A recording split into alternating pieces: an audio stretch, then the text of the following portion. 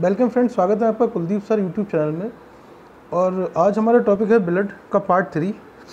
2 part upload हो चुके हैं जिसमें मैंने रक्त के यानी कि ब्लड के बारे में, ब्लड के फंक्शन, कार्य और ब्लड के प्रकार जैसे कि प्लाज्मा, आरबीसी, डब्ल्यूबीसी के बारे में डिस्कस कर लिया था। उसको आप देख लीजिए बायोलॉजी की प्लेलिस्ट में जाकर। और आज शुरुआत करेंगे डब्ल्यूबीसी से होने वाली बीमारियाँ, उसके बाद प्लेटलेट्स को डिस्कस करेंगे, पूरा ब्लड क्लॉटिंग को समझेंगे।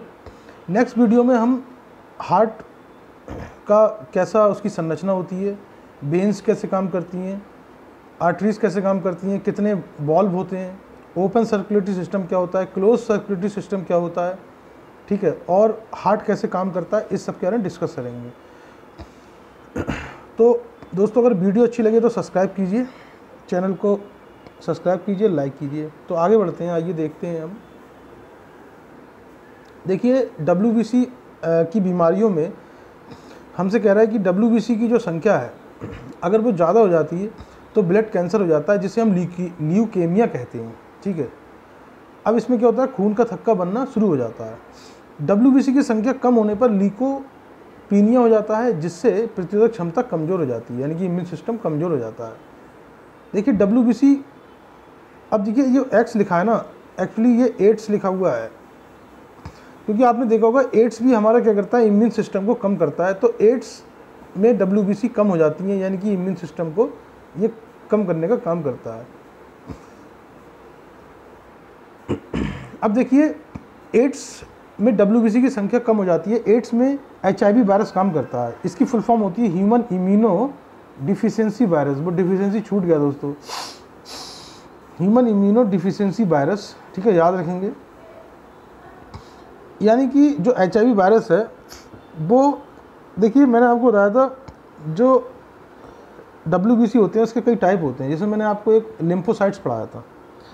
तो एचआईवी वायरस क्या होता है, ये एचआईवी वायरस मैं आपको पीछे समझा देता हूँ। ये एचआईवी वायरस जो होता है, ये एचआईवी वायरस डब्ल्यूबीसी की टी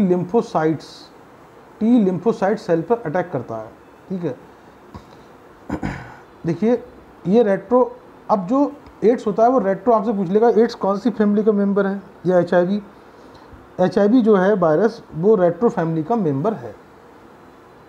डब्ल्यूबीसी, ये डब्ल्यूबीसी की टी लिम्फोसाइट कोशिकाओं पर आक्रमण करता है, ठीक है, याद रखेंगे। अब अगला हमारा जो है, अब देखिए मैं आपको कुछ चीज़ और बता देता हूँ।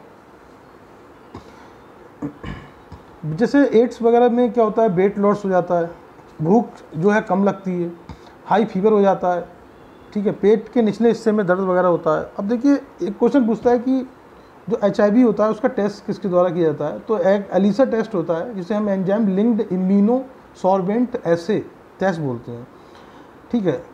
तो इसको याद रखेंगे। उसके बाद हमारा अगला है रक्त बिंबाणु, यानी कि ब्लड का तीसरा पार्ट, तो प्लेटलेट्स। देखिए प्लेटलेट्स का नाम पूछता है दूसरा, इसको नाम थ्रोम्बोसाइट्स होता है। क्या होता है, थ्रोम्बोसाइट्स। ये केवल स्तनधारियों में पाई जाती है, प्लेटलेट्स में केंद्रक नहीं पाया जाता, याद रखेंगे। इसका जन्म अस्थि मज्जा यानी कि बोन मैरो में होता है। इनकी मृत्यु कहाँ होती है, स्प्लीन में यानी कि पीलिया में होती है। इनका जीवन काल 1 सप्ताह का होता है। इनकी संख्या 2 से 5 लाख होती है। इनका मुख्य कार्य, ये दोस्तों कार्य लिखा हुआ है, इनका जो मुख्य कार्य होता है वो रक्त का थक्का बनाना होता है। अब कैसे, मैं आगे बताता हूँ। देखिए इसमें क्या होता है, रुधिर का थक्का बनाने के लिए निम्नलिखित पदार्थ सहायक है। यानी कि जो प्लेटलेट्स है इसके अंदर क्या पाया जाएगा, प्लाज्मा प्रोटीन पाया जाता है। वो प्रोटीन कौन कौन से होते हैं, देखिए जैसे प्रोथ्रोम्बिन, फाइब्रिनोजन और फाइब्रिन। ये रक्त का थक्का बनाते हैं। यानी कि प्लेटलेट्स में जो प्लाज्मा प्रोटीन है वो रक्त का थक्का बनाएगा with the help of vitamin के और कैल्शियम आयन। तो आप याद रखेंगे, प्लाज्मा प्रोटीन, प्रोथ्रोम्बिन, फाइब्रिनोजन, ये थक्का बनाते हैं किसकी सहायता से, विटामिन के और कैल्शियम आयन की सहायता से। आगे देख लेते हैं। अब कह रहा है थ्रोम्बोप्लास्टिन एक प्रोटीन है जो प्लेटलेट्स द्वारा बनती है, ठीक है, ये भी ध्यान रखेंगे। अब कह रहा है फाइब्रिनोजन। देखिए फाइब्रिनोजन जो है वो बहुत महत्वपूर्ण प्रोटीन है, क्योंकि ये प्लाज्मा में यानी कि ये प्लेटलेट में सबसे ज़्यादा होती है, प्लेटलेट्स यानी कि ब्लड में सबसे ज़्यादा होती है। और यही वो प्रोटीन है जो ब्लड का थक्का बनाने में हमारी सहायता करती है। देखिए अब फाइब्रिनोजन रक्त का थक्का विटामिन के और कैल्शियम आयन की मदद से बनाता है, जो कि मैं आपको बता चुका हूँ। अब देखिए आप प्लाज्मा में से फाइब्रिनोजन को निकाल दें तो क्या बचेगा, फाइब्रिन, यानी कि तो रक्त थक्का बन जाएगा। कहने का मतलब ये हुआ कि जब फाइब्रिनोजेनेज फाइब्रिन में बदलता है, यानी कि प्लाज्मा से मैंने फाइब्रिनोजन को निकाल दिया और बचा क्या, फाइब्रिन, तो रक्त थक्का बन जाता है, या उसे रक्त थक्का बनना कहते हैं, ब्लड क्लॉटिंग। ऐसे समझिए आप कि बाहर हमारे चोट लगी शरीर के बाहर, तो वहाँ पे पीला पदार्थ बच गया, बन गया सही होने के बाद, तो उसी को सीरम बोलते हैं। ठीक है, तो रक्त का थक्का बनने के बाद जो पीला पदार्थ बचता है उसे सीरम कहते हैं। ठीक है, ये रक्त प्लाज्मा है जिसमें फाइब्रिनोजन नहीं होता है। कहने का मतलब आपने प्लाज्मा में से फाइब्रिनोजन को निकाल दिया, बच गया क्या, फाइब्रिन, वही पीला पदार्थ है। कह रहा रुधिर का थक्का बनने की जो अवधि है वो 2 से 8 मिनट की है, वेरी इंपॉर्टेंट। सारे प्रोटीन का निर्माण हमारे शरीर के लीवर में होता है, ये भी ध्यान रखेंगे। जो अपने प्रोटीन बताया मैंने आपको, वे पदार्थ जो रुधिर का थक्का बनने से रोकते हैं उन्हें प्रतिस्कंदन या एंटीकोगुलेंट कहलाते हैं। अब समझिए इसको, पहले आपसे पूछेगा एंटीकोगुलेंट या प्रतिस्कंदन प्रोटीन कौन सा, हेपेरिन। हेपेरिन प्राकृतिक प्रतिस्कंदन पदार्थ होता है जो रुधिर वाहिनियों में रुधिर को जमने से रोकता है। अब देखिए समझिए, एक प्रोटीन हमारे शरीर के अंदर है जो बाहर चोट लगने पे हमारा क्या करता है, रुधिर का थक्का बना रहा है। ठीक, लेकिन हमारे शरीर के अंदर भी तो ब्लड बह रहा है, उसका थक्का क्यों नहीं बनना है।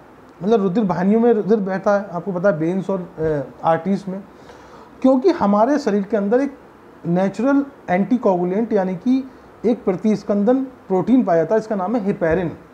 इस हेपेरिन की वजह से हमारे शरीर के अंदर ब्लड नहीं जमता है। ये क्वेश्चन कई बार एग्जाम में पूछा है। आगे देखते हैं, प्लेटलेट्स की बीमारियाँ। प्लेटलेट्स की कमी से क्लॉटिंग नहीं होगी भाई, सीधी सी बात है, क्योंकि प्रोटीन नहीं बनेंगे।